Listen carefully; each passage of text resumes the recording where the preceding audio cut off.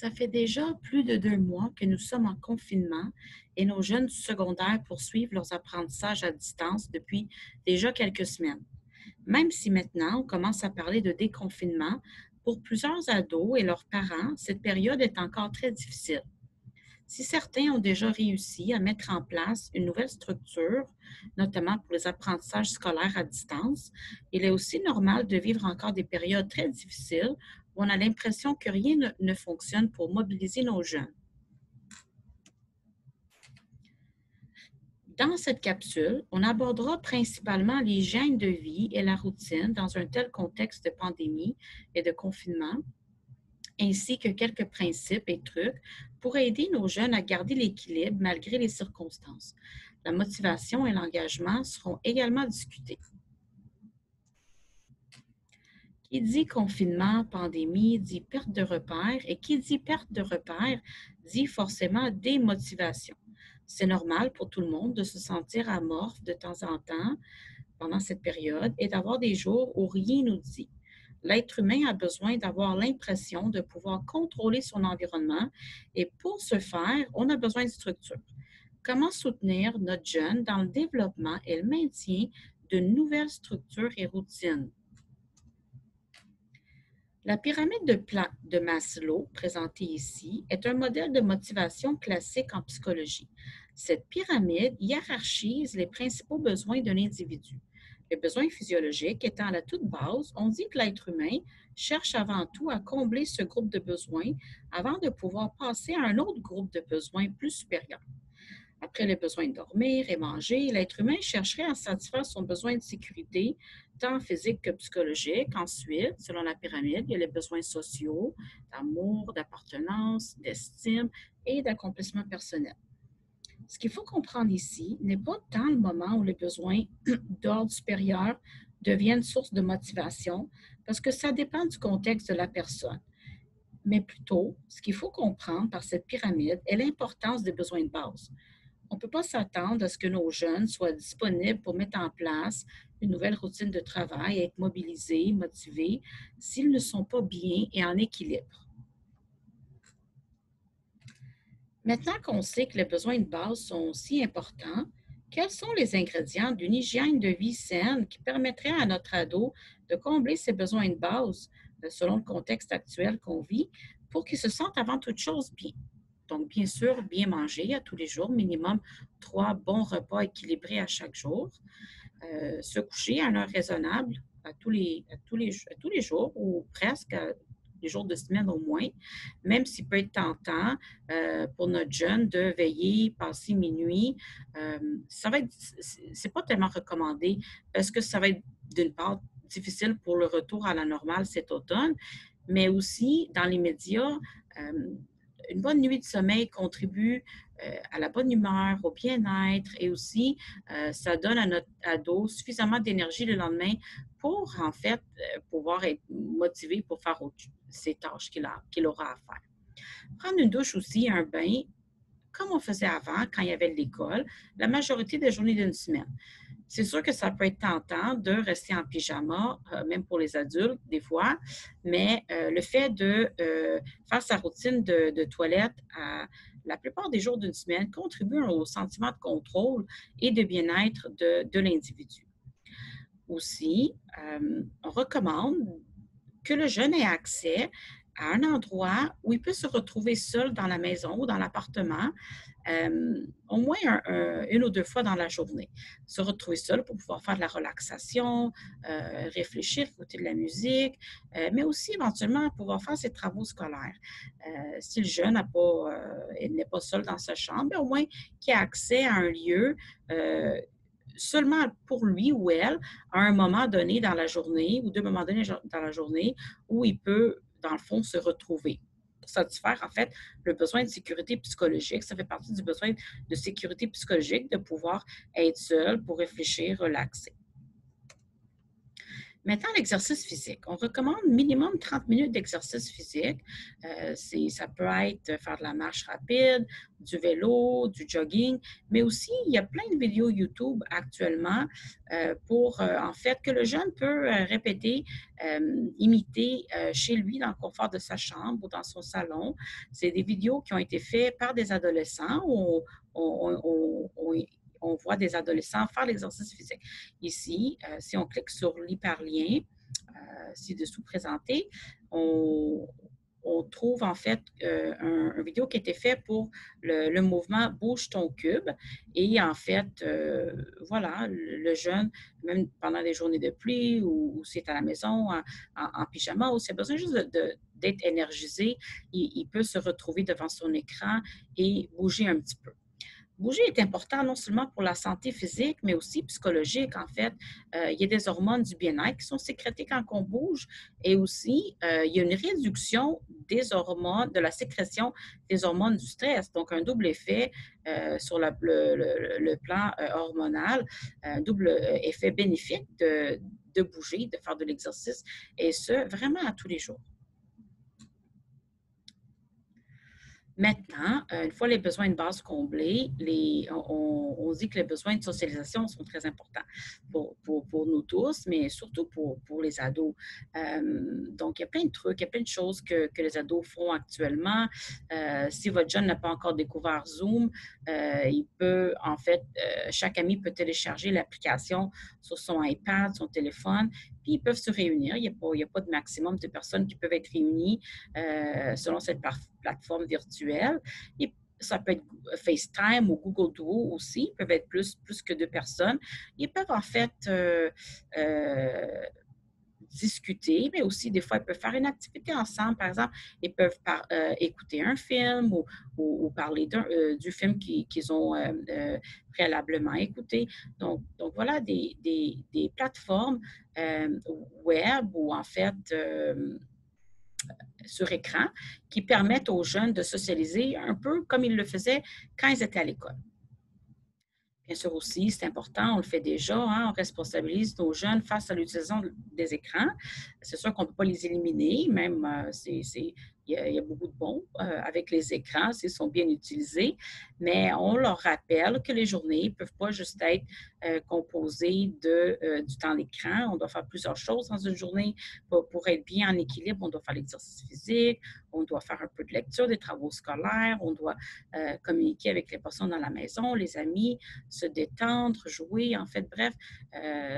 L'idée ici de continuer de les responsabiliser face à l'utilisation des écrans, parce que ces temps-ci, bon, c'est normal qu'il y ait une augmentation de l'usage des écrans.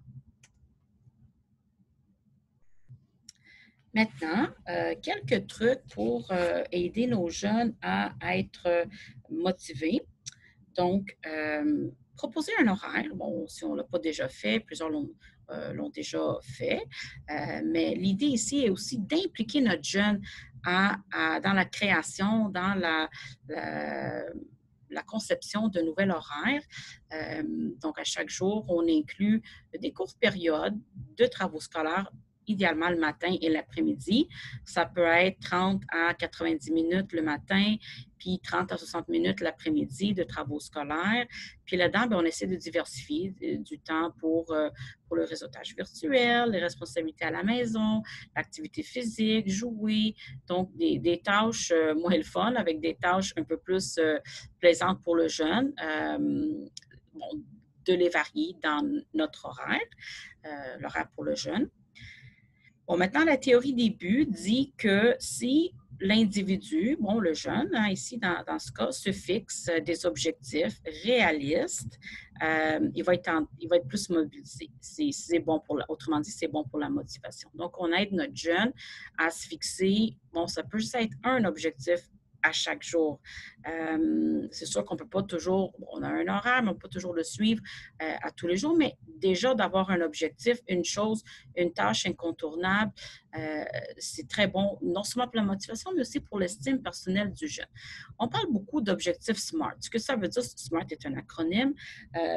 Simplement, ça veut dire que les objectifs doivent poser un certain défi, mais aussi être clair, concret, puis le jeune doit savoir exactement comment faire pour arriver à atteindre son objectif.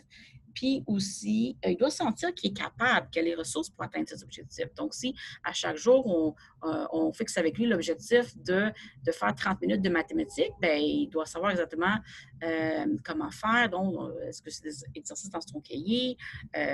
Qu'est-ce qu'il doit faire si jamais il rencontre des difficultés? Donc, voilà, l'objectif pose un certain défi, mais il doit aussi être faisable pour le jeune. Puis bien sûr, on encourage le jeune toujours de se récompenser après l'atteinte d'un objectif, et ce, à tous les jours. Donc, on se récompense avec quelque chose qui nous fait plaisir. Ça peut être, bon, maintenant, après l'atteinte de mon objectif de maths ou de lecture, bien là, je vais jouer aux jeux vidéo pendant 30 minutes, 1 heure, peu importe, ou je vais aller dehors, je vais appeler un ami. Donc, c'est important d'avoir l'habitude de se récompenser après l'atteinte d'un objectif. Bon, l'engagement maintenant. Quand on parle engagement, quand on dit engagement, on pense à deux choses. En fait, comme un double sens dans le mot engagement quand on dit en français. Donc, l'engagement, c'est cette constance, cette régularité dans la routine qu'on s'est établie. Donc, d'arriver dans le fond, à être, comme le mot le dit, à être engagé à notre nouvelle routine, notre petite checklist de choses, de tâches incontournables à faire à tous les jours. Mais engagement, c'est aussi, ça a un autre sens et ça signifie d'être plus que motivé. En fait, on est motivé, mais c'est une motivation, en fait, on fait la tâche pour nous parce qu'elle nous fait du bien. En fait, la réussite de la tâche nous fait du bien, puis on sent, en fait, ça augmente notre estime, puis on sent vraiment que ce qu'on a fait correspond à qui nous sommes. Donc, ça peut sembler complexe, mais essentiellement, ce que ça veut dire, c'est que on encourage notre jeune à voir ses tâches à faire, ses objectifs dans la journée comme comme étant en concordance avec ses valeurs. Donc, ça peut être juste de lui faire comprendre, de lui répéter que, bon, s'il arrive à passer au travers ses mathématiques d'ici la fin de l'année, bien, c'est sûr qu'éventuellement, très bientôt, il pourrait trouver un travail qui lui plaît. Aussi, bon, ça peut être, s'il arrive à faire ses tâches, bien, c'est important parce que on va arriver on va être fiers de lui comme parent, puis ça va nous amener à lui faire plus confiance, puis avec ça, on va lui donner plus de responsabilités, d'autonomie dans la maison. Donc, on voit que l'engagement, ça veut dire un peu d'amener le jeune à voir que la tâche, il l'a fait pour lui parce que de faire cette activité, c'est en accord avec qui il est, puis ses valeurs, puis qui il veut devenir aussi. Puis dernière chose ici, bon, c'est de prévoir une alternative. En fait, c'est comme prévoir le coup quand on sait que ça se peut que ça ne nous tente pas de faire nos mathématiques, par exemple. Donc, quand on dit de se prévoir des alternatives en cas d'obstacle, c'est essentiellement, c'est une pensée stratégique pour nous aider à atteindre nos objectifs. Par exemple, concrètement, si le jeune il a comme objectif de faire 30 minutes de mathématiques par jour, bien déjà, c'est de l'amener à se faire un plan. Si jamais j'arrive, il est 3 heures, je suis supposée de faire mes mathématiques, puis ça ne me tente pas, bien déjà, de savoir qu'est-ce qu'il peut faire. Bien, ça peut être quelque chose, bien, pas pour éviter de faire les mathématiques, mais pour l'amener à faire ses mathématiques. Donc, ça peut être, par exemple, bon, ça ne me tente pas. D'abord, dans ce cas-là, si ça m'arrive ça ne me tente pas de faire mes mathématiques à 3 heures, bien, je vais réviser ce que j'ai déjà fait la veille.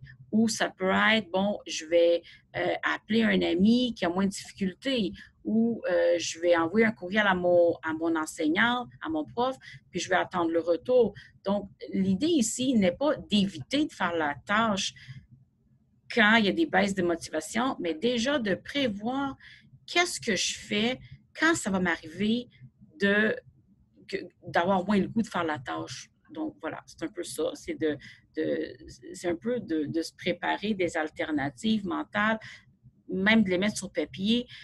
en cas de manque de goût de faire l'activité, bien, voici ce que je peux faire pour m'aider à y arriver. Donc maintenant, en conclusion, c'est normal qu'avec les enfants, avec les adolescents aussi, peu importe l'âge, c'est important qu'il faut répéter. Des fois, on a l'impression qu'ils ne nous entendent pas, qu'ils ne nous écoutent pas, mais si on répète, on est constant, on est cohérent dans le message de ce qui est important pour nous. euh, ils nous entendent, malgré des fois l'impression qu'ils peuvent nous donner. D'être cohérent aussi dans les messages entre, en fait, les parents. En fait, s'il y a deux adultes dans la maison, s'il y a deux figures parentales dans la maison, bien, en fait, d'envoyer le même message aux jeunes. D'avoir aussi une attitude de soutien. L'attitude de soutien, c'est de leur refléter qu'on comprend qu'est-ce qu'ils vivent. Parce que c'est pas facile, la période actuelle. C'est pas facile pour personne. Donc, ça, c'est de l'empathie. Puis bon, la bienveillance, de les questionner, de leur refléter qu'on voit bien qu'en ce moment, ils peuvent vivre des petites baisses de motivation, puis c'est bien correct. Puis, bon, on s'est dit que c'est bien de les aider à fixer des objectifs, quelques tâches incontournables à chaque jour. Mais il y a des fois aussi, c'est correct de lâcher prise, puis de se donner d'accepter des petits moments là, de repos pour des fois revenir avec un peu plus d'énergie quelques jours plus tard. Ceci étant dit aussi, bon, c'est sûr, il y a lâché prise, mais à un moment donné, si on voit que le jeune, bien, systématiquement, ça fait plusieurs jours que les tâches qu'il arrivait à faire avant, il ne les fait plus, que ce soit les tâches de travail ou les tâches qui lui faisaient même plaisir, bien, là, il faut le questionner sur comment il se sent, ses émotions, ses pensées, pour voir, en fait, pour vérifier son état psychologique, pour voir comment il va. Parce que c'est possible que le jeune ait besoin d'aide, en fait, de soutien psychologique en fait, externe. Puis c'est correct si ça arrive, c'est correct, il n'est pas seul, puis il y a de l'aide qui est disponible pour votre jeune et pour vous. Donc maintenant ici, voici une diapositive avec quelques ressources. Les psychologues, les psychoéducateurs, les professionnels dans les écoles sont disponibles jusqu'à la fin de l'année scolaire, normalement minimum. Donc, de contacter le psychologue de l'école, vraiment de ne pas hésiter ou via l'enseignante, de dire à l'enseignante du jeune qu'il aimerait parler au psychologue ou au psychoéducateur de son école secondaire. Il aimerait être contacté parce que, en fait, les services de professionnels demeurent pendant la fermeture des écoles. Donc, on est là aussi pour votre jeune.